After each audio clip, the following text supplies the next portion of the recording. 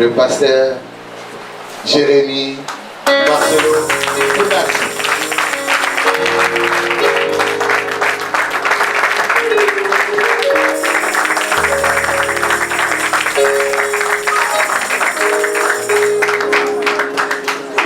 Asseyez-vous s'il vous plaît. Seigneur Dieu de gloire, au nom de Jésus, je te remercie et je te rends grâce de m'accorder le privilège, la faveur, Seigneur, d'être devant ton peuple pour apporter ta parole. Aide-moi à assumer cette responsabilité. Aide-moi à communiquer ce que tu m'as communiqué dans le siècle. Je prie que tu bénisses cette église, spirituellement, matériellement, financièrement, et que tu atteignes ton plan et ton but. Merci pour la soif de toi, la soif de ta parole que tu as déposée en chacun de nous. Au nom de Jésus. Amen. Amen. Amen. Salut ton voisin, ta voisine. Amen. Nous allons nous tenir debout afin de lire la parole de Dieu. Nous sommes dans Genèse 12, 1 à 3. Le thème de mon message ce matin, c'est de la promesse à la provision. Tu peux dire ça à ton voisin? Si ton voisin n'a pas de Bible, tu le regardes, tu dis tu n'es pas sérieux. Ah, il n'est pas sérieux, il est venu à l'église sans la Bible. Il n'est pas sérieux. C'est un voisin moins sérieux. Genèse 12, 1 à 3. Vous y êtes, hein? Et si ton voisin ne trouve pas Genèse, il est encore moins sérieux.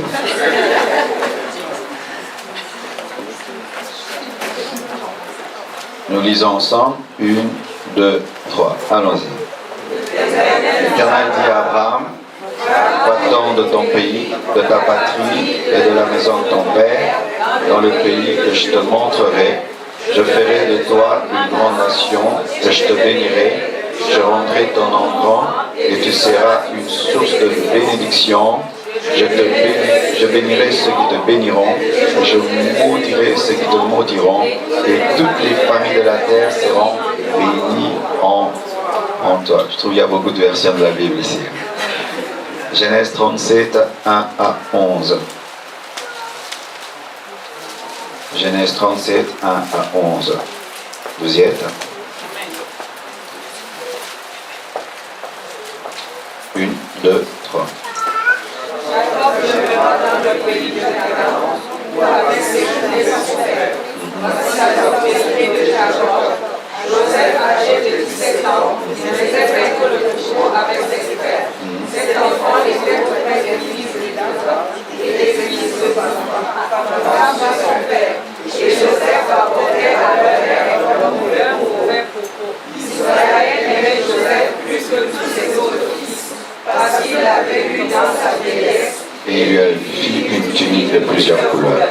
Ses frères virent que leur père l'aimait plus que tous, et le prirent en haine. Ils ne pouvaient lui parler avec amitié. Joseph eut un songe, et il le raconta à ses frères. Ils le haïrent encore davantage. Il leur dit, écoutez donc ce songe que j'ai eu. Nous étions alliés des gerbes au milieu des champs, et voici ma gerbe se leva et se tint debout, et vos gerbes l'entourèrent et se prosternèrent devant elle. Ses frères lui dirent, est-ce que tu régneras sur nous? Est-ce que tu nous gouverneras? Et ils le haïrent encore davantage à cause de ses songes et à cause de ses paroles. Il eut encore un autre songe, et il le raconta à ses frères. Il dit, j'ai eu encore un songe, et voici le soleil, la lune et 11 étoiles se prosternaient devant moi. Il le raconta à son père et ses frères. Son père le réprimanda et lui dit, que signifie ce songe que tu as eu? Faut-il que nous venions, moi, ta mère et tes frères, nous prosterner en terre devant toi? Ses frères eurent de l'envie contre lui, et son père garda le souvenir de ces choses. Que Dieu bénisse sa parole. Asseyez-vous, s'il vous plaît. Il y a encore de la promesse à la provision. Amen. Le message que je vais apporter, c'est un message sur deux personnages importants de la Bible, Abraham et Joseph. Je crois que chacun de nous connaît Abraham et connaît Joseph. Et je vais faire une étude en parallèle, c'est-à-dire pendant que nous allons faire une étude sur Abraham, en même temps, nous ferons une étude sur Joseph et le Seigneur va nous révéler des grandes choses sur comment aller de la promesse à la provision. Amen. Lorsque Dieu a un plan pour un homme, la première chose que Dieu fait, il lui donne une promesse. Et la seconde chose que Dieu fait, il lui donne des problèmes. Je ne dis pas le diable, il lui donne des problèmes qui viennent de Dieu. Et la troisième chose, il lui révèle des principes. Et la dernière des choses, il amène dans la provision. C'est pourquoi mon message, c'est de la promesse à la provision. Qui ont des promesses en ce lieu? Et qui vivent leurs promesses? Amen. Vous allez voir que beaucoup de gens ont des promesses, mais peu de gens vivent l'accomplissement des promesses. Le problème n'est pas souvent au niveau des promesses, mais souvent c'est au niveau de l'accomplissement des promesses. C'est pourquoi beaucoup de chrétiens se plaignent. Ils disent, Dieu m'a dit, j'ai pas vu. Dieu m'a dit, j'ai pas vu. Le prophète a dit, j'ai pas vu. C'est un faux prophète. C'est ceci, cela. Il y a souvent un problème, pas au niveau des promesses, mais au niveau de l'accomplissement des promesses. Amen. Et aujourd'hui, le Seigneur veut t'aider à ne pas seulement recevoir les promesses, mais à vivre les promesses. Car une promesse ne sert à rien si elle n'est pas expérimentée. Alléluia. Et la différence entre Dieu et le diable, entre Dieu et l'homme, c'est que Dieu accomplit toujours sa parole, sa promesse. Mais il y a certains chrétiens dont la vie est comme si Dieu est un menteur. Lorsqu'on regarde ta vie, c'est comme si Dieu ment. Dieu dit, je vous rends puissant, mais on ne voit pas la puissance dans ta vie. Je vous bénis, mais on ne voit pas la bénédiction. Pourquoi est-ce que dans ta vie, il y a un décalage entre la promesse et l'accomplissement? C'est un secret que Dieu m'a révélé, et depuis qu'il me l'a révélé, bien aimé, j'ai commencé à vivre des grandes choses, et je crois que toi aussi tu vivras des très grandes choses. Et voici la première chose. Qu'est-ce qu'une promesse? La promesse, ce n'est pas ce que tu souhaites, ce n'est pas ce que tu désires. La promesse, c'est ce que Dieu veut faire et accomplir dans ta vie. Alors déjà, si tu es en train de poursuivre tes propres rêves, ce n'est pas la promesse de Dieu. Et beaucoup de gens échouent dans la vie parce qu'ils pensent qu'ils sont en train de chercher à vivre la promesse de Dieu, alors qu'ils sont en train de chercher à accomplir leurs propres ambitions. Et Dieu n'accomplit jamais nos ambitions et nos propres rêves. Il n'accomplit que ce qu'il a promis. Alors tu dois d'abord, avant de rechercher à vivre des choses, te rassurer que tu es en train de rechercher l'accomplissement de ce que Dieu veut. Car Dieu ne viendra pas pour assouvir ton orgueil, ton égoïsme, ta cupidité, mais il viendra pour accomplir son plan. Et il y a des gens qui disent, je serai grand. Est-ce que Dieu t'a dit que tu seras grand? Alléluia. Parce qu'il y a des gens qui sont appelés à vivre dans l'anonymat jusqu'à leur extinction. Amen. Hein? C'est comme certains membres de nos corps, de certains organes, on ne les verra jamais. Amen. Hein? C'est comme les cœurs, tu ne le verras jamais, à moins que tu ne passes par une chirurgie. Mais tes yeux, on les voit. Ils sont appelés à être vus. Tes cheveux, on les voit. Ils sont appelés à être vus. Mais le cœur n'est pas appelé à être vu, à moins que tu sois malade. Mais si un jour le cœur dit qu'il a reçu la promesse d'être vu, alors là, c'est une anomalie. Et il y a des gens qui sont en train de rechercher des choses, mais qui n'appartiennent pas à leur destinée. Même pour ce qui est du mariage, ce n'est pas tout le monde qui est appelé à se marier.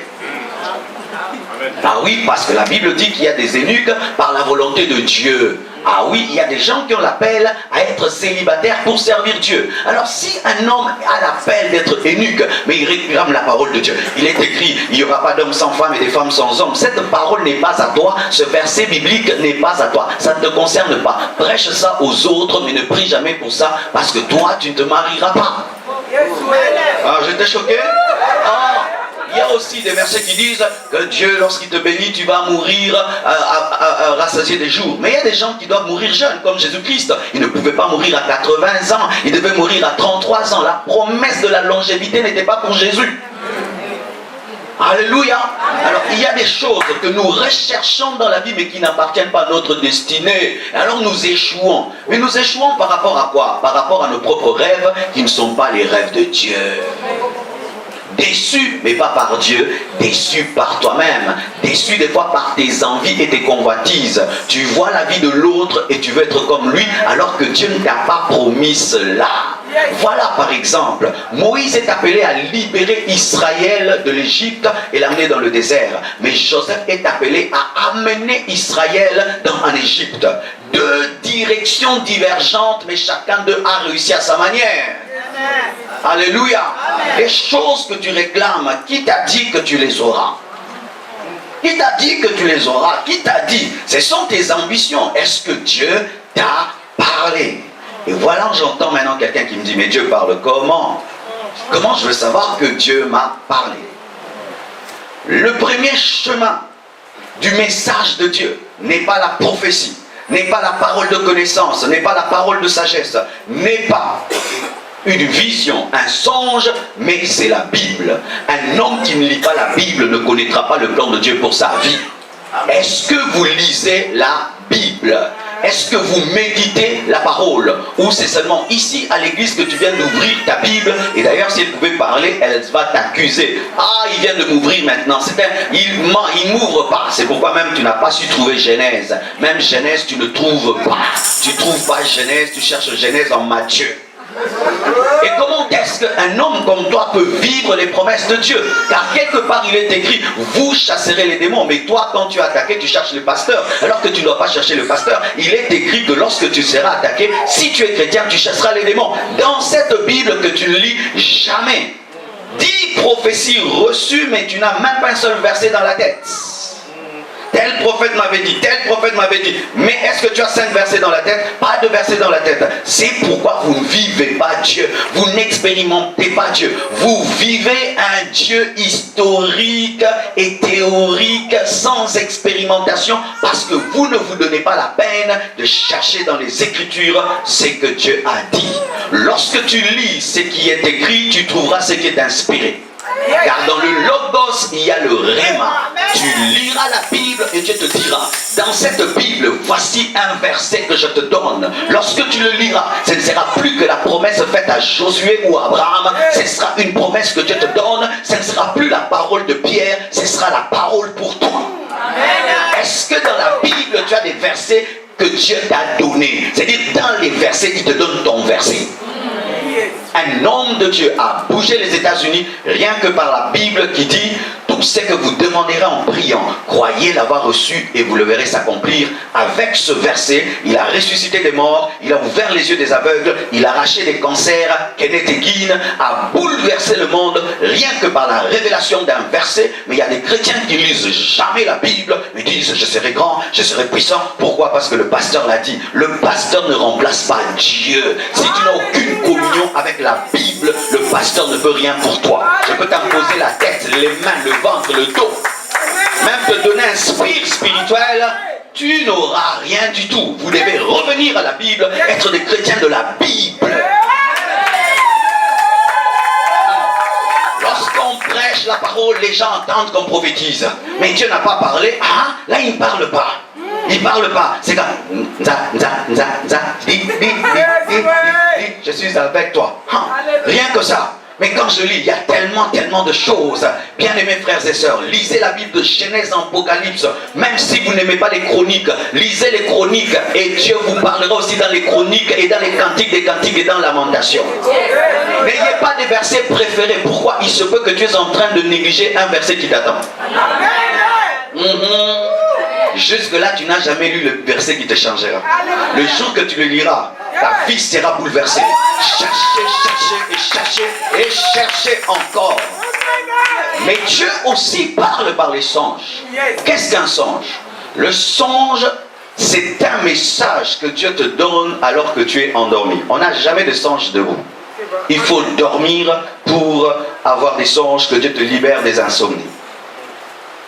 Les insomniaques n'ont jamais de songes parce qu'il faut dormir pour avoir les songes. Mais les songes sont différents des rêves normaux. C'est pourquoi on ne donne pas une signification à chaque rêve, parce qu'il y a des rêves qui ne veulent rien dire. Lorsqu'un songe, lorsqu'un rêve contient un message, ce n'est plus un rêve, c'est un songe. Voici un exemple. Tu dors, tu te vois à Kinshasa. Après, tu es au Bandundu, et puis tu es à Paris, et puis à Bruxelles, tu es en train de jouer au football, et puis au tennis, et puis tu tombes, et puis tu manges, et puis tu t'assieds, et puis tu dis, pasteur, qu'est-ce que ça veut dire? Ça veut rien dire. Alléluia. Ça veut rien dire. Mais des fois, tu veux, dans cette marmaille, cette marmelade, trouver un message, parce que tu penses que chaque chose que tu rêves est de Dieu. Archi faux. Des fois, quand tu rêves, prends ça, mets dans la poubelle. Tout ce que vous rêvez, ce n'est pas Dieu. Même si vous avez le Saint-Esprit, des fois, tu peux rêver, tu dors affamé, et puis tu rêves que tu manges. Ce n'est pas que tu es sorcier, tu avais faim. Alléluia. Oui, tu dors, et puis tu vois un chien qui te poursuit. Ce n'est pas toujours l'esprit d'impudicité. Tu as peur des chiens. Oui, il n'y a pas. Comment on peut dire, lorsqu'on était, on faisait la biochimie, il y avait une table, on appelait ça une table, on mettait hydrogène et tout. Ça s'appelait comment? Ah, on mettait tous les atomes et tout, hydrogène et tout. Table de Mendeleïev. Une table, il n'y a pas une table périodique des rêves. Ou si chien, ça veut dire impudicité. Crapaud, ça veut dire sorcellerie. Ou si tu rêves, tu voles, c'est toujours la sorcellerie. Des fois, c'est pas la sorcellerie. Alléluia. Amen. Tu as regardé trop de films de Superman. Amen. Pourquoi? Parce que des fois dans l'église nous avons des problèmes. Celui-ci rêve ceci sur celui-là, celui-là rêve ceci sur celui-là. Et lorsque vous arrivez à l'église, vous vous méfiez les uns les autres. Pourquoi je rêvais me poursuivre avec un couteau? Et lui il a rêvé de toi que toi si tu le poursuivais avec un couteau, tout le monde est sorcier pour tout le monde. C'est pourquoi les églises sont détruites par des rêves qui ne sont pas des songes. Le songe a un sens et une signification. Et dans le Nouveau Testament, on ne cherche pas quelqu'un pour qu'il interprète ton songe, parce que Dieu lui-même va te donner un kit complet avec le message et l'interprétation. Dans le Nouveau Testament, tu n'iras pas vers un autre pour qu'il t'interprète ton songe. Dieu lui-même te l'expliquera. Si il t'a parlé, tu ne comprends pas. Prie jusqu'à ce qu'il te l'explique. Pourquoi? Dans l'Ancien Testament, ce sont les païens qui ne comprenaient pas le message de Dieu, qui allait près des gens qui avaient le Saint-Esprit. Mais aujourd'hui, tu as le Saint-Esprit et j'ai le Saint-Esprit, je ne peux pas interpréter. Pourquoi? Parce que je risque d'interpréter avec mes émotions et mes sentiments. Ce qui fait que Dieu peut te parler de joie, mais moi je suis en colère, je dis jugement. Je donne un exemple. Un frère un jour, il rêve, un homme de Dieu rêve, Dieu lui dit, mets le fumier, mets le fumier. Et qu'est-ce qu'il voit? Il voit des déchets qu'il devait mettre sous des arbres. Et puis il se réveille. Il dit, le Seigneur a dit qu'il y a le péché dans l'église. Et le Seigneur lui dit, non, ce n'est pas le péché, le fumier dont j'ai parlé. Je t'ai dit maintenant d'affermir mon peuple. Vous voyez? Parce que dans sa tête, fumier, c'est saleté. Alors que dans la tête de Dieu, ce n'était pas saleté, c'était engrais. Alléluia. Dis à ton voisin, fais attention avec l'interprétation des rêves. Et le songe, lorsque tu l'as, c'est un rêve avec une signification, mais pas seulement avec une signification, avec une autorité. Où tu sens une autorité. Tu ne forces pas pour dire Dieu m'a parlé. Non, c'est indéniable. Tu sens que ça doit être Dieu. Nous forçons des fois. Dieu m'a parlé. Bien aimé, lorsque Dieu te parle dans un songe, ça te marque. Ça te marque. Et j'aimerais vous dire que la plupart des temps, ce que vous dites être des songes ne sont pas des songes. C'est l'assemblage de vos pensées. Veillez à cela, sinon vous détruirez vos vies. J'ai vu des gens prendre des décisions rien que sur base d'un rêve pensant que c'était un songe. Tu rêves d'une sœur et puis tu dis je vais t'épouser. Et puis quand tu souffres, tu dis que Dieu t'a menti alors que tu as mal interprété, ce n'était pas un songe. Dieu parle aussi par des prophéties, Dieu parle par des convictions. Des fois tu n'as même pas besoin d'entendre une voix, tu sens seulement au-dedans de toi que le Seigneur veut que tu fasses telle chose cette année. Tu sens au-dedans de toi que Dieu cette année fera ceci. Tu n'as pas entendu de voix, tu n'as qu'une conviction, tu as la paix dans un domaine. Et puis on te dit, quels sont les signes? Je n'ai aucun signe. Au-dedans de moi, je sais que ça se fera. Alléluia. Ne cherchez pas toujours à entendre des voix. Ne forcez jamais les voix. Car si le diable remarque que tu cherches des voix, il te parlera. Car il y a des oracles qui viennent de Dieu et des oracles qui viennent de Satan. Ne priez jamais en attendant entendre des voix. Si Dieu veut te parler par une voix, qu'il le fasse. Mais Dieu aime parler dans le cœur au lieu de te parler au dehors de toi. Car au dehors de toi, il y a Satan et il y a les hommes. Mais en toi, il y a le Saint-Esprit. Alléluia. Ne vous concentrez pas comme des yogis, comme des bouddhistes. Cherchez à entendre des voix. Vous pouvez entendre la voix du diable. Alléluia. Mais si Dieu, dans sa souveraineté, a décidé de te parler par une voix audible, qu'il le fasse. Mais toi, ne les cherche pas. Voilà maintenant. La promesse de Dieu qui peut venir par une vision, par une parole, par une prophétie, par une conviction, par un songe, par la Bible, par une prédication. Des fois Dieu te parle rien que par une prédication. Amen. Pendant que je prêche là, pour certains c'est une prophétie de leur vie. Amen. Pendant que je prêche, tu n'as pas besoin que je dise ainsi dit le Seigneur. Un homme sensible dans une prédication reçoit le message pour sa vie. Il dit ça le pasteur le dit pour moi. Amen. Tu n'as pas besoin que je puisse m'agiter dans tout cas. Non, tu sens que ça c'est ma parole et tu prends la parole. Amen. Mais la promesse ne contient pas la volonté permissive de Dieu, mais elle contient la volonté parfaite de Dieu. Qu'est-ce que la volonté parfaite de Dieu et qu'est-ce que la volonté permissive de Dieu? La volonté parfaite de Dieu, c'est le plan premier de Dieu. Mais la volonté permissive de Dieu, c'est le plan second de Dieu à cause de la têtudesse de l'homme. Je donne un exemple. Dieu te dit qu'un chrétien ne peut pas épouser un païen. Pourquoi? Parce qu'un homme ne peut pas épouser un crapaud et ne peut pas épouser un chien. L'homme païen, c'est un animal spirituel. Et que le chrétien, c'est un homme spirituel et il ne peut pas s'unir à une païenne. Le Seigneur te révèle sa volonté parfaite que tu ne peux pas épouser une païenne même si tu l'aimes. Mais toi tu t'entêtes et tu l'amènes à l'église, mais tu sais qu'elle est païenne. Tu forces jusqu'à ce qu'on vous amène ici et puis on vous bénit parce que nous on suppose qu'il est converti, mais toi tu sais qu'il est païen. Lorsque vous vous mariez et qu'on vous a béni, vous êtes béni, mais tu es béni avec qui? Avec ton crapaud et avec ce boxeur, cet homme qui va te tromper, qui va s'enivrer. Le jour que tu reviens à l'église pour dire je veux divorcer, on va dire non, c'est ton mari, tu le gardes. Dieu entre dans ta volonté permissive, mais dans cette volonté permissive, il devient ton premier ennemi, afin de te corriger, qu'on ne change jamais sa parole. Le Seigneur te dit, ne viens pas en France. Toi, tu étais au Congo, et tu forces ça, et tu forces, et puis tu fais des faux papiers, tu te retrouves en Europe. Tes anges sont restés où? Alors maintenant, dans tout ce que tu fais ici, tu vis des luttes et des combats. Pourquoi? Parce que Dieu doit entrer dans une volonté qui n'est pas la sienne. Excuse-moi de te le dire, même de te choquer, mais je dois te prêcher toute la parole de Dieu. Amen. Alléluia. Amen. La volonté parfaite de Dieu, elle ne fait pas toujours plaisir. Ah oui. C'est pourquoi peu de gens recherchent la volonté de Dieu. Ils prient Dieu, mais ils ne veulent pas qu'il parle.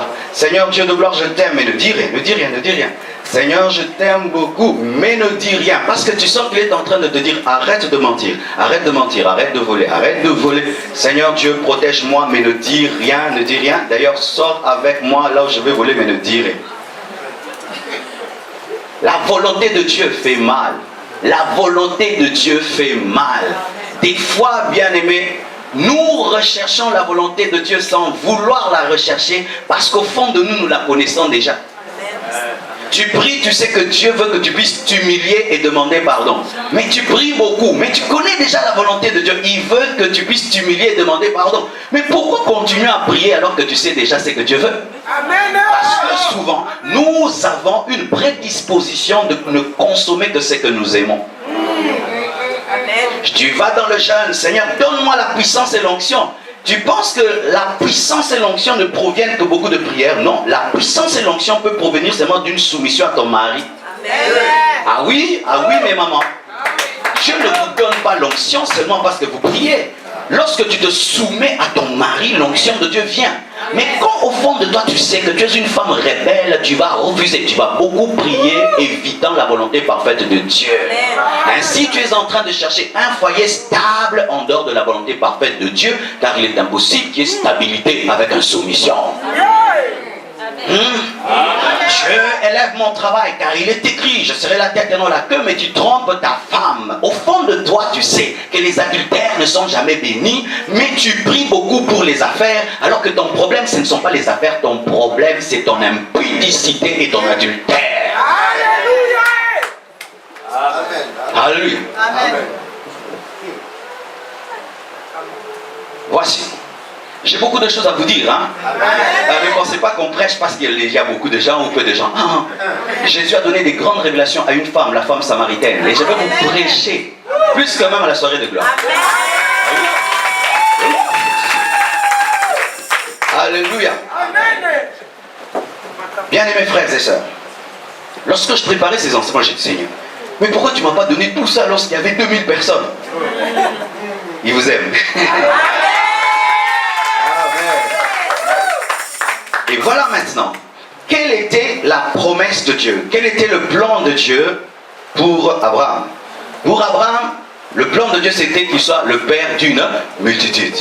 Dieu lui a dit, je ferai de toi le père d'une grande nation. Toutes les nations de la terre seront bénies au travers de toi. Je bénirai celui qui te bénira et je maudirai celui qui te maudira.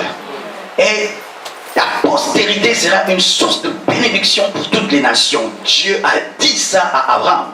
Et qu'est-ce qu'il a dit à Joseph? Qu'il sera plus grand que ses frères, il sera même plus grand que sa mère et son père, parce que la Bible dit que 11 gerbes se prosternaient devant sa gerbe. Il a même vu 11 étoiles et la lune et le soleil. La lune qui représente maman et le soleil qui représente Jacob. Les 11 étoiles qui représentaient ses frères se prosternaient devant lui. Dieu lui avait dit, tu seras plus grand que tes frères, plus grand que Judas, plus grand que Lévi, plus grand que Jacob, plus grand que ta mère. C'était ça la promesse. Et vous savez, quand on reçoit la promesse, qu'est-ce qu'on fait? Alléluia, amen, alléluia. Oh, Shalabababashita. J'étais en train de prier, j'ai senti le feu et j'ai entendu une voix. La voix m'a dit, je serai grand, que je vais vivre de grandes choses, je serai plus élevé que papa, plus élevé que maman. Le Seigneur m'a dit, je serai le père d'une multitude. Et tu entends ces choses et après, tu crois qu'après avoir vu, tu vas vivre. Il y a un grand fossé entre voir et vivre. C'est pourquoi nous avons beaucoup de chrétiens qui sont des retraitomanes. Tu connais la retraitomanie? La retraitomanie, c'est une science qui consiste à fuir la vie dans la prière. Ce sont des gens qui fuient la vie dans la retraite. C'est-à-dire, lorsqu'ils reçoivent une vision dans la retraite, ils restent dans la retraite pensant que c'est dans la retraite qu'ils vivra la vision. Ce n'est pas parce que tu vois un songe en train de dormir à côté de Jacob que tu seras plus grand que Jacob. Tu seras plus grand que Jacob si tu vas loin de Jacob. Et ce n'est pas parce que tu reçois une promesse sur la montagne que tu vas la vivre sur la montagne. Tu dois descendre de la montagne. Mais beaucoup de chrétiens sont des montagnards. Ils habitent la retraite. Ils jeûnent tout le temps, ils jeûnent tout le temps. Ils ne travaillent pas. Ils ne font rien dans la vie. Tu fais quoi? Je jeûne. Tu fais quoi? Je prie. Tu vas où? À l'église. Tu viens d'où de l'église? Tu vas échouer dans la vie. Tu vas échouer dans la vie. Je vous appelle Massa Kimi Komba, Massa Bugaratu. Toi, tu vis seulement en prière, avec les anges, avec Gabriel. Même Zacharie qui a reçu la promesse de recevoir Jean-Baptiste devait sortir de la présence de Dieu pour connaître sa femme afin d'avoir le bébé. Car si tu restes avec l'ange qui te parle, il ne va pas te donner le bébé. Tu dois aller avec ta femme enfin qui te donne. Et même Dieu qui te dit que tu seras riche, tu dois travailler pour que la richesse vienne. Beaucoup de gens ne vivent pas les promesses de Dieu parce qu'ils aiment seulement parler des promesses. Ils ont des cahiers de promesses, mais ils ne payent pas les prix pour les vivre. Ils ne payent pas les prix. Et c'est pourquoi beaucoup de chrétiens sont des pauvres. Beaucoup de chrétiens échouent dans la vie parce qu'ils aiment les promesses et rester seulement sur la montagne alors qu'il faut descendre de la montagne afin d'aller sur Golgotha pour dire tout est accompli. Sur la montagne de la transfiguration, tu as des expériences, mais c'est à Golgotha que tu accomplis ton œuvre et tu dis tout est accompli. Mais Golgotha n'a pas beaucoup d'expériences spirituelles terribles, mais c'est là qu'il y a l'efficacité. Mais beaucoup de gens, ils aiment prier, entendre la voix de Dieu, vivre des anges. Amen. On recommence encore la retraite. Oh, ils vivent des expériences. Amen. Tu vas échouer au Goguga. Tu vas échouer dans la vie, mais plein d'onction et de puissance, mais tu vas échouer. C'est pourquoi j'aime les pasteurs qui des fois chassent les chrétiens de l'église. Allez travailler, allez étudier. Maman va arranger ta maison.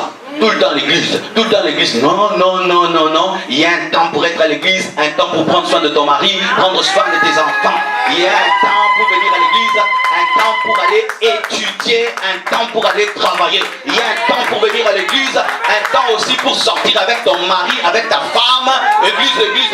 Non, allez au restaurant. Donc ça va là. Alléluia. Parce que des fois nous sommes plus spirituels même que le Saint-Esprit, il est étonné. Il doit te dire, mon fils, attention, tu en fais trop. Dites amen. Et voici maintenant, lorsque tu reçois la promesse de Dieu, je me souviens, lorsque j'avais 21 ans, il faut voir des prophéties qui étaient sorties. Marcelo, Dieu va t'élever, tu seras grand. On m'a même dit tout ça. Tu iras en Europe, Dieu va commencer à beaucoup t'utiliser. Et nous, on attendait quand tu as 21 ans, tu te dis déjà 22 ans, 23 ans. Ça s'est accompli à 40 ans. Des fois, tu regardes les prophètes et tu dis, tu avais menti. Mais ne vais pas mentir. Parce qu'après la promesse, ce n'est pas la provision. Après la promesse, ce sont les problèmes. Et je dis des problèmes qui viennent de Dieu. Dieu qui te promet te teste. Dieu qui a permis que Jésus vienne sur la terre, c'est le même qui l'a envoyé dans le désert. Jésus n'a pas rencontré le diable parce qu'il avait des liens. Si je pouvais prêcher ça aux États-Unis, alléluia. Jésus n'avait pas rencontré le diable parce qu'il avait des liens, où il avait fait faire des combats spirituels, où il était envoûté. Non, il devait rencontrer le diable parce que c'était le plan de Dieu qu'il rencontre le diable. Alléluia. Il devait le rencontrer. Il y a des problèmes inévitables, inchassables. Ah oui, les Français créent leur français, moi aussi je crée le mien. Alléluia. Il y a des choses, tu peux les chasser, ça viendra. Imaginez que Jésus-Christ ait prié, Père, je ne peux pas aller dans le désert pour rencontrer Satan. Est-ce que Dieu allait l'exaucer? Il devait le rencontrer. Il y a des combats inévitables. Frères et sœurs, lorsque Dieu te fait la promesse, c'est comme si tu reçois de l'or brut. Mais l'or brut, pour qu'il brille, il faut qu'il passe par le feu. Sachez, frères et sœurs, il n'y a pas de rose sans épines. Il n'y a pas de promesse sans problème. Et si tu ne veux pas de problème, voici un conseil. Ne nais pas ou meurs. Tu n'auras pas de problème. Vous tous qui ne voulez pas des problèmes dans la vie, vous êtes fatigués des problèmes. Deux conseils. Mourrez. Vous n'aurez pas de problème. N'allez pas payer des factures d'eau ni d'électricité. Vous n'aurez pas des enfants qui demandent le minerval. Tout ira bien. Ou n'existez pas, ne naissez pas, ne venez pas dans ce monde. C'est pourquoi lorsque l'enfant naît, la première chose qu'il fait, il pleure. Pourquoi? Il vient dans le monde des problèmes. Si tu engendres un enfant qui est en train de rire, il faut les jeter. C'est un aventurier. Il ne comprend pas le sens de la vie. Tous les enfants qui naissent, ils pleurent. Mon qu'il a passe. Bitumba. Que j'interprète, pour ceux qui ne connaissent pas Lingala. Il y a des blagues qui sont seulement bien en Lingala. Je vais mettre ça en français.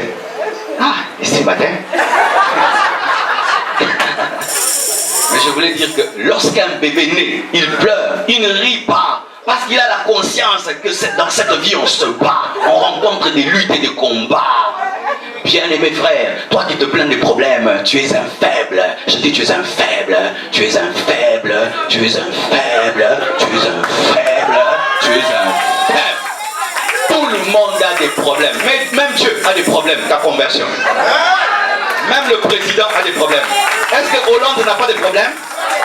Bill Gates n'a pas de problèmes? Moi j'ai des problèmes. Tout le monde a des problèmes, bien-aimés. Arrête de dire je souffre. Tout le monde a des problèmes. Tout le monde a des combats. C'est pourquoi la mort est appelée repos. Alors ne transforme pas tes problèmes comme si tu étais le seul sur la terre. Nous tous, nous avons des problèmes. Si ton cœur bat, le mien bat. Si tu respires, je respire. Nous tous, nous affrontons des luttes et des combats. C'est ça la vie de tout homme. Tout homme. Tout homme. Malgré les promesses de Dieu, Dieu permettra que tu puisses vivre des problèmes. Pourquoi? Pour tester si tu crois en lui. Tester si tu crois. Parce qu'il ne peut pas t'amener dans la provision comme ça sans que tu croies. Il faudrait que tu puisses nous prouver que tu crois. Pour voir si tu ne vas pas rejeter la promesse. Imaginez qu'il se permet de changer le nom d'Abraham avant de lui donner des enfants. Tu t'imagines, tu n'as pas d'enfant, mais on te dit, porte le nom de grand-père, mais tu n'as pas d'enfant. Et tu dis, désormais, appelez-moi grand-père. On va dire que tu es fou, que tu es bizarre, que peut-être vraiment il faut que tu ailles dans un hosto. Mais tu dois accepter pendant un temps de porter un nom qui n'est pas ta vie pour que ta vie rejoigne ton nom. Pendant un temps, tu dois honorer Dieu par ta folie, où il y a une contradiction entre les promesses et ta vie, mais tu as le comportement des promesses. Les hommes de foi sont des hommes qui portent l'imperméable même s'il n'y a pas de pluie parce qu'ils savent qu'il y aura la pluie. Car l'homme ne s'habille pas en fonction de là où il est, mais en fonction de là où il va. Lorsque tu vas faire le sport, déjà tu portes des baskets à la maison alors que tu ne joues pas dans ta maison au foot. Mais parce que tu vas jouer au foot, déjà tu portes les baskets. Pareil aussi, si tu sais que la promesse va s'accomplir, accepte le nom d'Abraham parce que tu sais que tu finiras par être Abraham, car ta vie finira par rejoindre ton nom. Maintenant, les problèmes viennent faire quoi dans ta vie? T'amener à douter. Éprouver ta confiance en Dieu, éprouver ta spiritualité, te secouer, mais aussi te rendre plus fort. Car Dieu ne peut pas te donner des choses grandes si tu n'es pas fort. Il faut qu'il puisse fortifier ta cuirasse, ta structure, ton ossature, afin de te donner des muscles. Mais si Dieu te bénit sans te faire passer par des problèmes, la bénédiction te tuera. C'est pourquoi vous remarquez certaines personnes, après la bénédiction, elles sont anéanties parce qu'elles n'ont pas connu la formation du problème. C'est pourquoi change le nom. Le problème n'est pas un problème, c'est un professeur. Lorsque tu as des problèmes, il faut dire, c'est dans ça que je suis en train d'apprendre. Alléluia. Une nouvelle manière de parler. Comme Jésus-Christ qui a appelé la mort sommeil. Il a dit, il n'est pas mort, il dort. Il faut dire maintenant, ne dis plus, j'ai des problèmes, dit, Dieu est en train de m'apprendre. Dieu est en train de m'enseigner. Dieu est en train de me former ces derniers temps. Dieu est en train de me révéler des choses. Il est en train de me traiter durement afin que je devienne meilleur. Car lorsque tu vois l'or qui est en train de brûler au feu, tu peux dire avoir compassion de l'or, mais l'or va te dire non, c'est important pour que je brille. Et c'est important que tu aies des problèmes pour que tu deviennes meilleur. Et il est dit même parmi les hommes que ce qui ne te tue pas, alléluia, ce qui ne te tue pas, c'est pourquoi bénis Dieu pour ce problème qui te rend plus fort. Bénis Dieu pour ton feu, parce qu'il va te donner des chansons. Bénis Dieu pour tes problèmes, parce qu'il va te fortifier. Bénis Dieu. Tu sais pourquoi est-ce que tu ne comprends pas souvent la louange de l'autre? Parce que tu ne connais pas ses problèmes. Tu ne peux comprendre le problème de Bartimée si tu ne sais pas qu'il était aveugle. Tu ne peux comprendre mon problème si tu ne sais pas que j'étais stérile. Mais le problème des problèmes, c'est qu'on ne sait pas quand est-ce que ça finit. On sait quand ça commence, mais quand ça finit, on ne sait pas. Ça vient, tu penses que demain, fini. 3 ans, 4 ans. Je me souviens quand je devais me marier, chaque année je déclarais cette année je me marie. Cette année je me marie, je ne me marie pas. Cette année je me marie, je ne me marie pas. De sorte que même l'église était fatiguée de m'entendre, cette année je me marie. Mais tous les jours je disais, je me marie. Ils étaient devenus incrédules et moi-même j'étais fatigué. Mais aujourd'hui quand je me suis marié, j'ai compris que je ne pouvais pas me marier avant l'âge de 30 ans. Parce qu'avant l'âge de 30 ans, j'étais un garçon. Mais je n'étais pas un homme. À l'âge de 30 ans, alors j'avais vraiment besoin d'une femme. Mais avant, je voulais seulement être marié parce que tout le monde disait un pasteur d'être marié. Mais si elle était venue dans ma vie à l'âge de 25 ans, ma femme allait souffrir parce que je n'avais pas besoin d'une femme. Mais quand elle est venue à 30 ans, je l'ai accueillie avec joie parce que j'ai senti le vide d'Adam. Quand Adam est en train de donner les noms aux animaux, il ne peut recevoir Ève. C'est lorsqu'il a arrêté et qu'il a le vide qu'il dormira pour voir Ève. Les promesses amènent des problèmes qui sont comme des blocages, qui sont comme des cadenas, enfin de t'empêcher de vivre cela. Quel était le problème d'Abraham? La stérilité. Dieu dit à un homme, tu seras grand. Toutes les nations de la terre seront bénies en ta postérité. C'est-à-dire qu'il faut un enfant pour qu'on parle de postérité. À l'homme à qui il fait la promesse de grandeur et de bénir toutes les nations par une postérité, il lui donne une femme qui n'a pas d'enfant et qui est vieille. Donc si elle est jeune, elle n'a pas d'enfant, vous avez l'espérance qu'elle aura. Mais elle est vieille, doublement ménopausée. Et Dieu dit qu'avec cette vieille dame, tu auras un enfant. C'est comme si Dieu te promet un terrain de football dans un désert. Et il te dit que la pelouse va pousser par la pluie. Où tu regardes autour de toi, rien ne montre que la promesse s'accomplira. Il donne une femme. Et pas seulement elle, lui-même, il est vieux, avancé en âge. Et pire, cette femme n'est pas seulement stérile, elle est aussi incrédule. Donc elle a une stérilité physique et spirituelle, donc doublement stérile. Le jour même où Dieu vient lui promettre un enfant, elle rit. Maintenant, comment avec une femme aussi incrédule, une femme aussi stérile, tu auras un enfant de la promesse? C'était ça le problème d'Abraham. Dieu promet, mais il met un problème, ça. Joseph, pareil aussi. Dieu lui dit, tu seras grand. Voici comment commence la grandeur. On le jette dans un puits. Va t'asseoir dans le trou là-bas. La grandeur est là-bas. On le sort du puits. Qu'est-ce qu'on fait? On fait de lui un esclave. Et il commence à être quand même un esclave élevé. Une femme l'aime, il refuse, il pense qu'il serait élevé. Des fois, quand tu feras le péché, au lieu de te retrouver sur le trône, tu te retrouves en prison. Pourquoi? Parce que l'élévation n'est pas par la porte de devant, elle est par la porte de derrière. Le trône de Pharaon, on n'entre pas par la grande porte. Il faut que tu entres par la prison, parce que c'est à côté de la prison que se trouve le trône. C'est pourquoi des fois dans la vie avec Dieu, Dieu ne t'élève pas en te faisant avancer, mais te faire reculer, parce que c'est par derrière que tu entreras par le... Ah oui. Et maintenant, Dieu lui dit, tu seras grand. Mais tout ce qu'il vit, ce n'est que dégradement et dégradement et dégradement. Et je pense que lorsqu'il était dans la prison, il pensait au rêve. Mais j'avais vu ma gerbe. Devant ma gerbe, les autres gerbes se prosternaient. Devant moi, j'ai vu les étoiles, j'ai vu le soleil. Comment est-ce que Dieu peut me faire ça? Et c'est ça où tu te dis, Dieu m'avait menti. Ah, Dieu m'avait menti. Il y a des gens comme ça énervés contre Dieu. Mon frère, Dieu va t'élever dans ce pays. Arrêtez ces choses-là. Ces choses-là, nous sommes fatigués des prophéties. Fatigués, Dieu fera, Dieu dira. Je suis fatigué. D'ailleurs, je vais abandonner Dieu. Ce Dieu n'agit pas.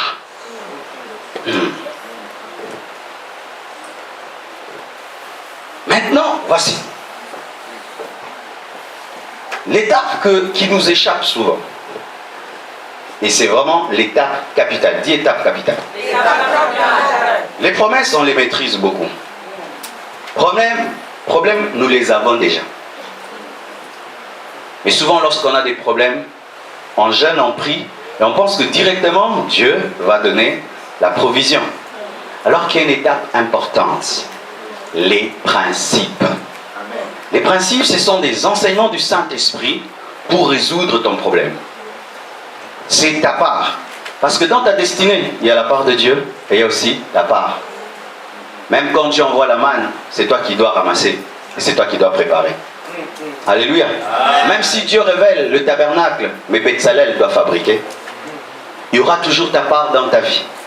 Lorsque tu as les promesses de Dieu et tu passes par des problèmes, tu te tiens devant Dieu. La plupart du temps, nous voulons que Dieu résolve directement le problème, alors que Dieu doit t'enseigner. Pourquoi il doit t'enseigner? Afin que tu deviennes un professeur dans la matière. Amen. Voici. Si je suis malade et on prie pour moi, je suis guéri, c'est bien. Mais si je comprends comment est-ce que j'étais guéri, je peux guérir d'autres personnes. Dieu ne veut pas seulement que tu sois béni, il veut que tu sois une source de bénédiction. C'est pourquoi Abraham n'était pas béni, il était une source de bénédiction. Et pour être une source de bénédiction, tu dois être un professeur dans la matière. C'est pourquoi Dieu prend aussi le temps, dans les problèmes, de t'enseigner, afin de te révéler les principes qui mènent à la provision, pour que tu maintiennes la provision. Car une provision maintenue par les principes demeure jusqu'à ta mort. Mais une provision qui ne vient pas des principes est hasardeuse, elle peut venir et disparaître. Alléluia. Voici. Les problèmes sont des portes fermées. Et les principes sont des clés qui ouvrent ces portes. Amen. Pour Abraham, quel était le principe? Dieu lui dit, je ferai de toi une grande nation. Il lui donne une femme qui est stérile. Quel était le principe? La foi. Croire que cette femme stérile aura un enfant. Être patient pendant 25 ans. Alléluia. Bien aimé, des fois, rien que pour réussir dans la vie, tu dois seulement être patient. C'est tout. Tu pries seulement, Dieu agit dans ma vie, te dis, sois patient. Oh, Dieu agit dans ma vie, sois patient. C'est tout ce que tu vas me dire. Sois patient, c'est tout. Oui, sois patient.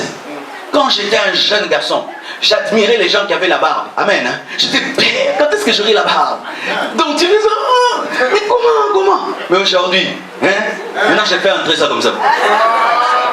C'était où? C'était en moi. Il fallait seulement que je sois patient. Sois patient. Je dis sois patient. Je dis sois patient. Je dis sois patient. Il fallait qu'Abraham soit patient.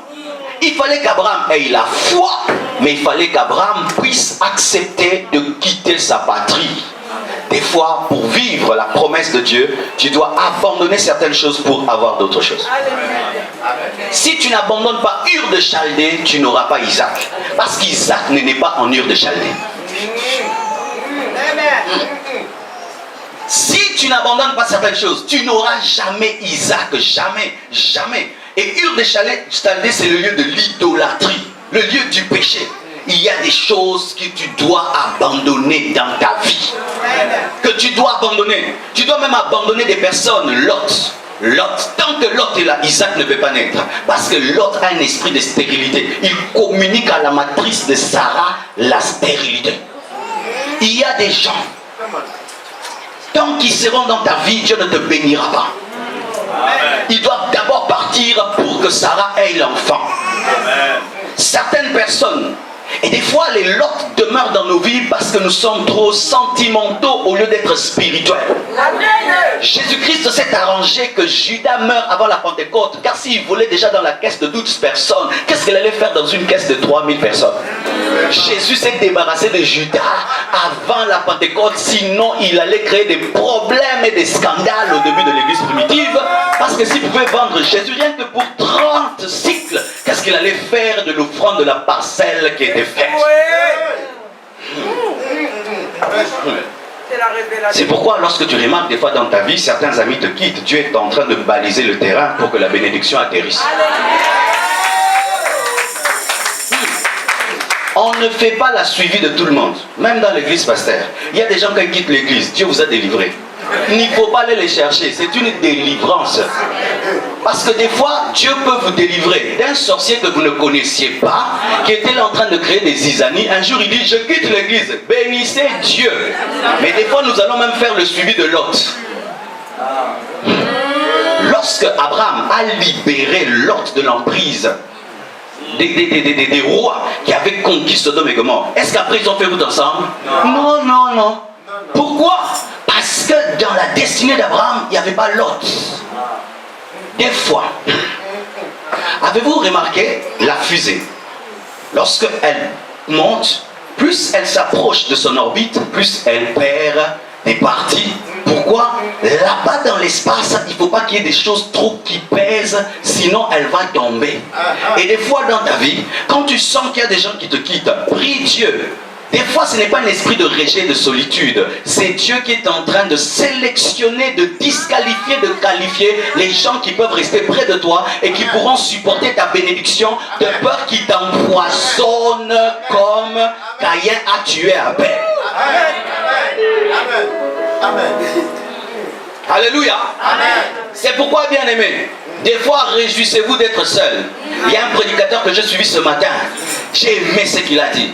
Il a dit ceci, que dans le jardin d'Éden, tout le monde était en couple, sauf Adam. Pas parce qu'il avait un esprit de célibat, mais parce qu'il était spécial. Des fois, ta solitude, ce n'est pas un démon. Tu es trop spécial. Tu es trop spécial pour que Dieu te laisse tout seul parce que tu es unique, tu es particulier. Il n'y a pas beaucoup d'ocapis. Il n'y a pas beaucoup d'ocapis. Mais nous voulons tout le temps nous encombrer et nous encombrer.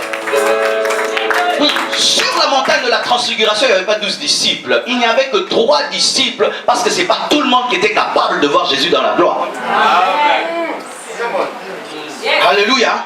Bien-aimés frères et sœurs, j'aimerais te dire ceci, que les principes de Dieu sont efficaces. Laisse-le t'enseigner. Abraham devait accepter de quitter Ur, quitter son père, quitter sa mère. Ah oui, bien-aimé. Moi, je me rappelle lorsque Dieu m'a appelé, eh bien, il m'a dit un jour, tu dois quitter ton père. Et vous savez, à 24 ans, je devais quitter la maison de mon père. Et je prends...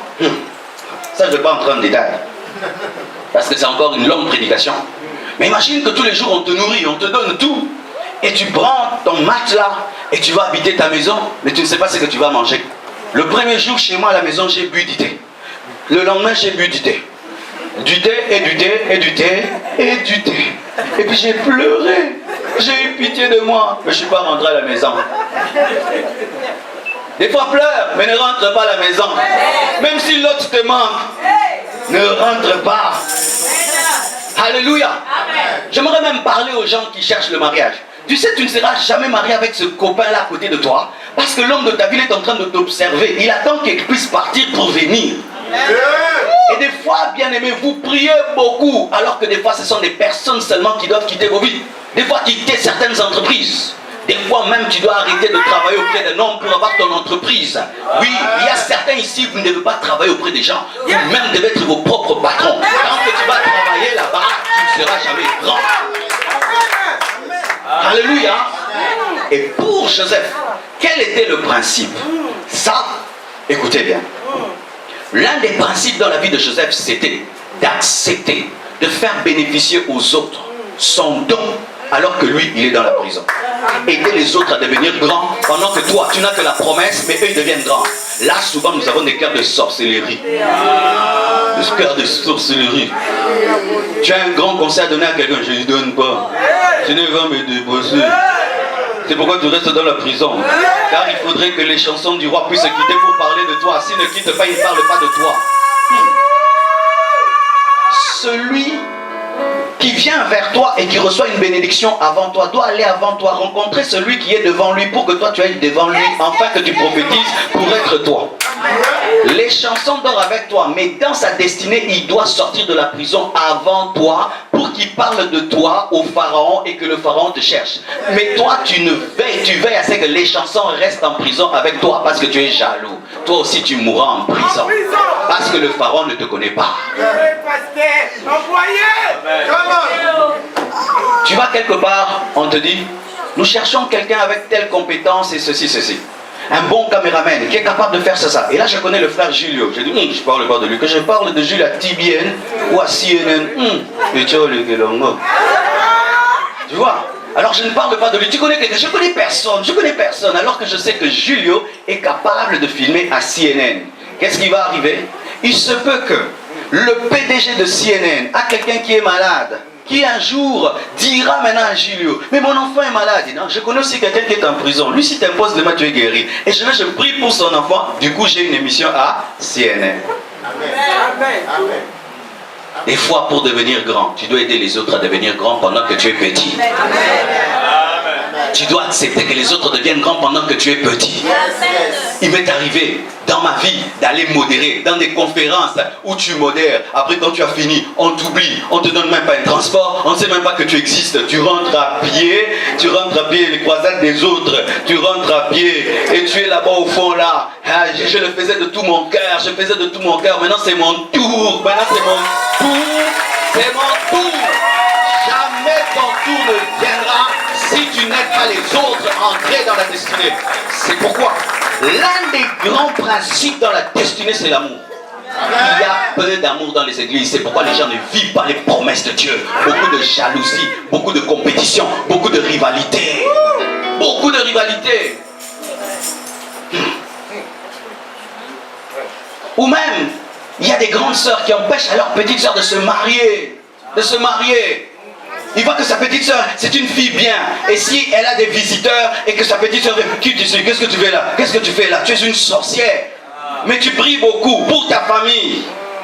Lorsque tu as un poste, tu n'aides pas les autres. Car la Bible nous dit aussi, lorsqu'il est devenu grand, il a pardonné à ses frères.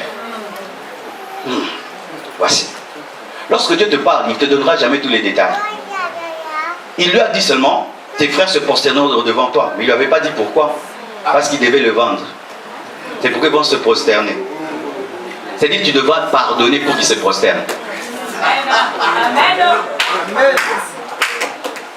Les rancuniers ne vivent jamais leur destinée. Un Joseph rancunier n'est jamais premier ministre. Pourquoi? Il va tuer Judas. Tu sais, si tu tues Judas, tu as tué David. Si tu as tué David, tu as tué Joseph, le père adoptif de Jésus. Et Jésus ne sera pas appelé le lion de la tribu de Judas parce que tu as tué Judas. Donc, du coup, tu détruis tous les plans du salut. Si tu tues Lévi, tu as tué Moïse et qui va sortir Israël de l'Égypte. Et si tu tues Lévi, comment est-ce que Marie va naître parce qu'elle est de la tribu de Lévi? Ainsi, quand Jésus voudra venir, il va entrer où? Je pardonnerai pas à mon père, je pardonnerai pas à mes sœurs. Tu seras pauvre, tu vas échouer dans la vie, tu n'auras pas l'onction, tu n'auras pas la grâce. Avec un cœur rempli de haine, tu peux prier comme tu veux, tu peux jeûner comme tu veux, tu peux tout faire. Un Joseph rancunier n'est jamais premier ministre. Yes. Alléluia. Amen. Jacob ne lui a rien fait, n'est-ce pas? Mais à Goshen, qui était à Goshen? C'était seulement Jacob? Même ses frères qui n'avaient pas cru en lui, ils ont mangé à Goshen. Il leur a donné la nourriture. Mais toi, tu dis, quand je serai grand, je vais aider papa, pas maman. Pourquoi? Maman m'avait rejeté, elle a failli m'avorter. Quand tu vas me bénir, je vais aider tout le monde sauf la sorcière là. Il paraît qu'on l'a trouvée dans une bouteille avec ma photo. Lorsque tu nourris ceux qui t'aiment, tu n'es pas différent d'un païen. Mais lorsque tu nourris Lévi, Judas, Ruben, tous les autres, alors là tu es un enfant de Dieu. Quand tu prends seulement soin de Jacob, ce n'est pas extraordinaire parce que lui ne t'a rien fait. Mais quand tu prends soin de tes frères qui t'ont rejeté, alors tu mourras ministre. Alléluia. Car tu peux être ministre pendant un temps et puis Dieu te destitue parce que tu as manqué l'amour. Une autre chose, voyez, Joseph se tient devant le pharaon. Il interprète le songe, mais écoutez ce qu'il dit.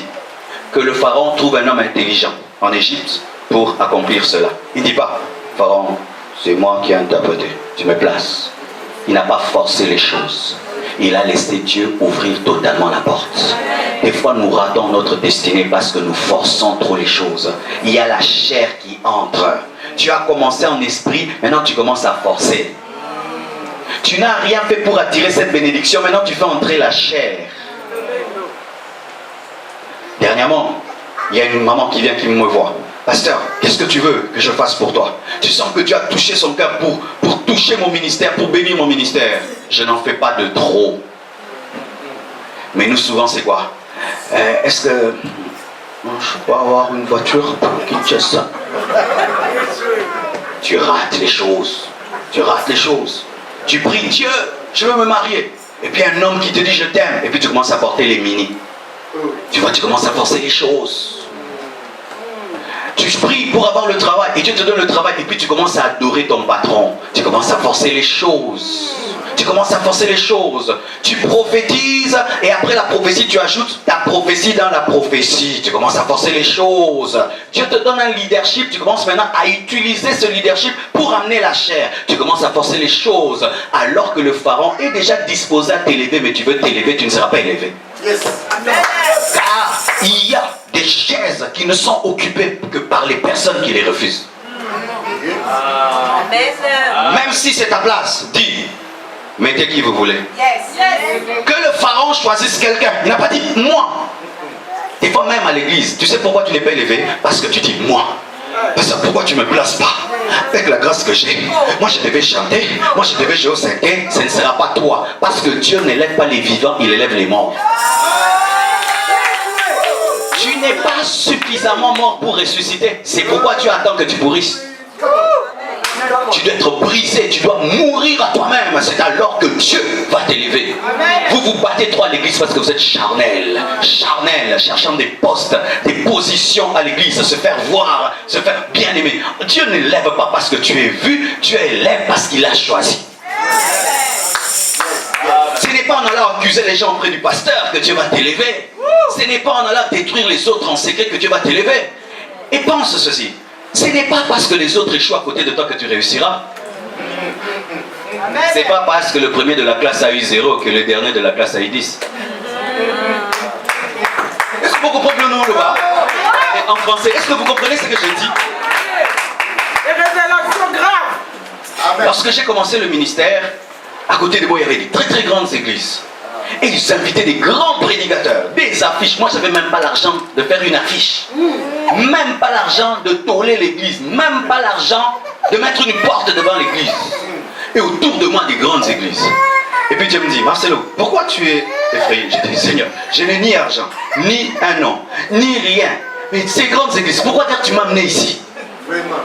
Et puis il m'a dit, tu n'as pas besoin que les autres échouent pour que tu réussisses. Concentre-toi sur ta vision et tu réussiras. Je donne un exemple. Amen. Tu prends 2 enfants, tu mets chacun dans son lit, chacun mange. Est-ce que parce que cet enfant de droite est en train de grandir que cela ne grandira pas? Tu ne vas pas avoir des soucis. Pourquoi? Si toi aussi tu te nourris, tu grandiras. Le succès des autres n'enlève pas ton succès. Mais souvent, nous manquons d'amour et nous ratons la bénédiction. Et voilà maintenant le dernier principe. Après les principes, Dieu te donne la provision. Dis provision. Qu'est-ce que la provision? La provision, c'est la promesse devenue chère. Ce n'est plus une promesse que tu lis mais que tu touches. Or que Dieu change la parole et qu'elle devienne chère. Et qu'elle devienne chère. Car ce n'est pas la parole qui est morte à la croix. C'est la parole devenue chère qui est morte à la croix et qui était tout est accompli. Amen. Dieu dans ta vie aimerait que la parole devienne chère, que tu la touches, que tu la palpes. Qu'est-ce que la provision? C'est lorsque tu entres dans la promesse, lorsque tu vis la promesse, lorsque tu regardes les cahiers des promesses et tu dis mais c'est arrivé. Amen. Mais c'est arrivé. Oh non, tu es fidèle. Tu es fidèle. Fidèle. Ah, vraiment. Mon Jésus est fidèle. Alléluia. C'est un temps où tu vis cela. Abraham, cela est arrivé lorsqu'il a eu Isaac. Mais pas seulement lorsqu'il a eu Isaac. Lorsqu'il a eu Jacob. Lorsqu'il a eu Israël. Lorsqu'il a eu Judas. Lorsqu'il a eu David. Lorsqu'il a eu Salomon. Lorsqu'il a eu Jésus. Lorsqu'il y a eu l'Église par Jésus. Lorsqu'il y a eu la nouvelle Jérusalem céleste. Joseph a eu la promesse lorsqu'il est devenu ministre, lorsqu'il a pardonné à ses frères et qu'il est devenu plus grand que ses frères, lorsqu'il a pris soin de son père, mais lorsque aussi il a pris soin de Judas qui a engendré Jésus et qui a béni le monde, la promesse est devenue réalité. Voilà maintenant des choses que vous devez retenir et je vais m'arrêter là. Retenez ceci. Il n'y a pas de promesse sans problème. 2. Les principes précèdent les problèmes. Même si souvent nous pensons que les principes viennent après les problèmes. Car Jésus-Christ est l'agneau de Dieu immolé avant la fondation du monde, car il était la solution avant le problème. Dieu est un Dieu qui fait les clés avant les cadenas pour qu'aucun cadenas ne reste fermé. Ah, t'as pas compris? Voici.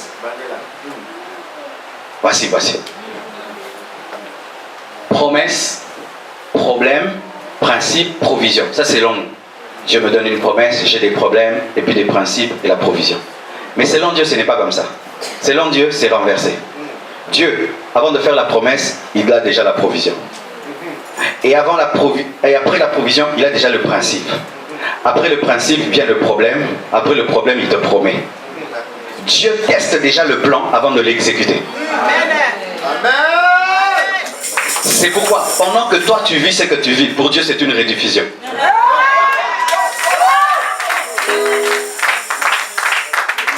Lorsque Jésus mourait à la croix, les anges étaient étonnés, mais Dieu savait qu'il allait ressusciter.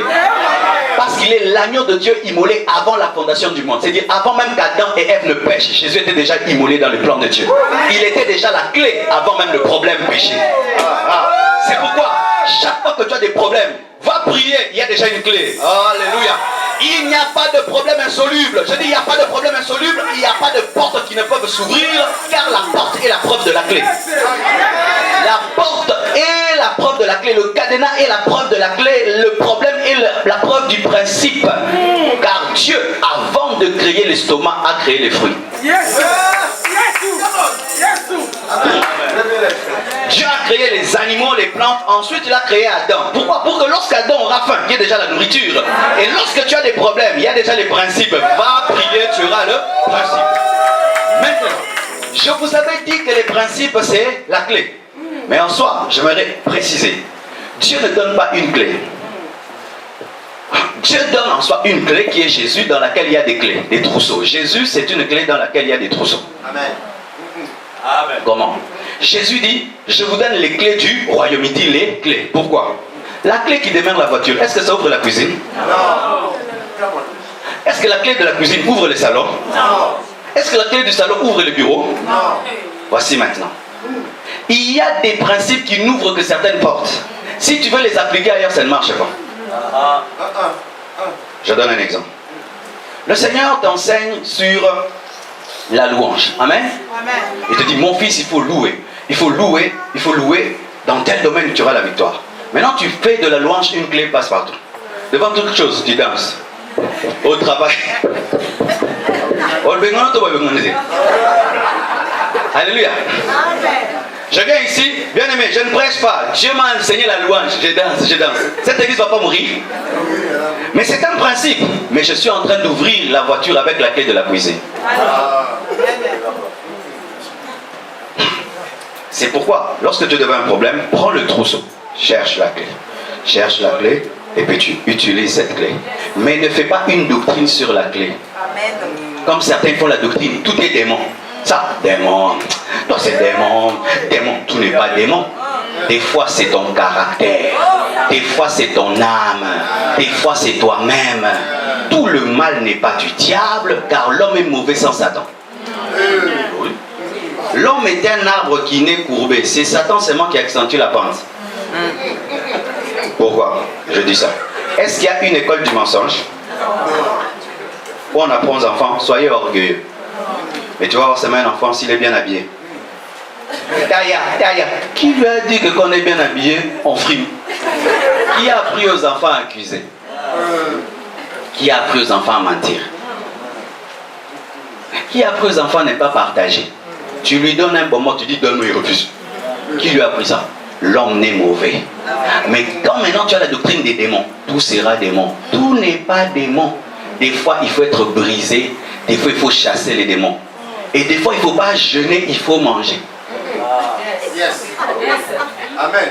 Tu deviens footballeur avant le foot pour marquer les buts. 4 jours à sec, Ndeko.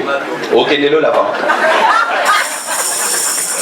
Toi, on doit t'apprendre à bien manger. À manger les fruits, les légumes, diététiques et tout là. Le secret dans la diététique. Certaines maladies, ce n'est pas l'imposition des mains. Il faut faire les sports. Ah oui. Le sport, faire le régime. La musculation, 50 pompes, et quand tu prêches, tu vibres. Mais là, ce n'est pas l'onction, c'est la muscu. Oh. Je fais la musculation à la maison, j'ai des haltères, j'ai des trucs pour prêcher. Ah oui? Pourquoi? Parce qu'à un temps, tu prêches et puis tu es essoufflé. Tu prêches et puis ton cœur bat. Et puis j'ai appris. Je fais 1 heure de sport parce que je prêche pendant 1 heure. C'est pourquoi je tiendrai. Ah oui.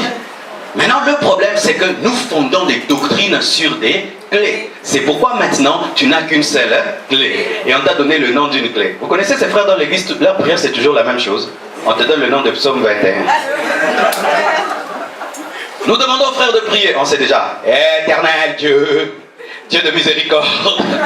Toi, tu ne connais que le Dieu de miséricorde, alors qu'il est aussi un Dieu puissant, un Dieu de grâce, un Dieu de faveur, un Dieu de sainteté, un Dieu de révélation.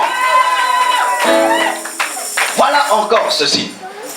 Lorsque tu entres dans la provision, ne chante pas trop. Parce que ce n'est pas parce que tu as vaincu dans un domaine que tu as vaincu dans tous les autres domaines. Les chrétiens, souvent, ils se reposent trop vite. Dieu lui donne un boulot, il pense que tout est accompli. Mais ce n'est pas parce que tu as de l'argent que tu connais la Bible. Ce n'est pas parce que tu connais la Bible que tu as réussi dans ton foyer. Ce n'est pas parce que tu as réussi dans ton foyer que tu as réussi dans tes études. Dans la vie, il y a plusieurs domaines.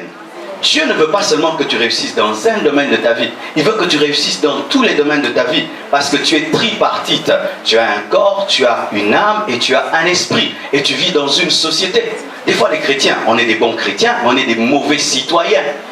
Et comme il y a beaucoup d'Africains ici, nous venons dans une nation très ordonnée, mais nous sommes des mauvais citoyens. Dans un pays ordonné, nous amenons le désordre. Mais nous sommes très spirituels, mais très désordonnés. Mais moi, j'ai les versets. Mais tu dois aussi être poli. Bonjour, est-ce que ça va? Est-ce que je peux vous prendre un peu de votre temps? Ça, j'ai appris par ici. Vous m'avez appris que lorsqu'on téléphone à quelqu'un, on ne commence pas à parler. On lui pose la question, est-ce que tu as le temps? Parce que peut-être qu'il fait autre chose. Ça, vous m'avez appris. Mais il y a des gens, ils ont fait 10 ans ici. Ah ben, dis mais toi, tu vis quand même dans un pays civilisé. Tu rencontres quelqu'un, tu ne dis pas bonjour. Tu commences déjà tes problèmes. Mais tu quand même. Alléluia. Comment vas-tu? Alléluia. Apprendre, lorsque tu causes avec quelqu'un, respecter les limites cellulaires. Pas trop près, parce que ça gaze. Tout ça, ça peut t'empêcher d'être béni dans la vie. Ah oui, ça fait partie aussi de la vie chrétienne. Jésus était un bon citoyen. Il a payé l'impôt. Give me amen, give me amen. Je termine. Il y a un homme que j'aime, mais qui m'a beaucoup déçu dans la Bible. Lorsque j'irai au ciel, s'il s'y trouve, je lui poserai des questions. C'est Salomon. Salomon, vraiment. J'ai des blessures intérieures sur ça. Imaginez un jeune garçon comme ça. Tu as un père qui est riche, il te laisse un héritage. Tu as la sagesse, l'intelligence, la richesse, tu as tout ce que tu veux. Mais à la fin de ta vie, qu'est-ce que tu fais? Tu tombes dans l'idolâtrie. Tu bats le record des femmes au monde. Tu construis des idoles à des faux dieux. À cause de toi, le royaume d'Israël est divisé en deux. Vous savez pourquoi? Parce que lorsqu'il est entré dans la provision, il a oublié que la vie continuait. Lorsqu'il est entré dans la provision, il a baissé les gardes, il a oublié Satan. Bien-aimé, j'ai vu des boxeurs sur le ring remporter des victoires, il donne un KO, mais lorsqu'il descend, il va mourir à l'hôpital. Il a gagné sur le ring, mais il a perdu dans la vie. Je connais des boxeurs qui ont remporté des victoires sur le ring, mais qui ont tapé un homme qui n'est pas sportif et sont en prison. Il a gagné, mais n'est pas resté prudent. Lorsque tu entres dans ta provision, reste prudent, parce que Satan rôde. Satan n'est pas mort. C'est pourquoi moi j'aime Joseph. Il est entré dans la provision. Et il est mort dans la provision, de sorte qu'avant sa mort, il était en train de prophétiser sur la sortie de ses eaux. Il a eu l'onction jusque dans sa vieillesse. C'est pourquoi je ne veux pas seulement que vous entriez dans votre provision. Je veux que vous restez fidèle à Dieu dans la provision. Que Dieu vous bénisse abondamment.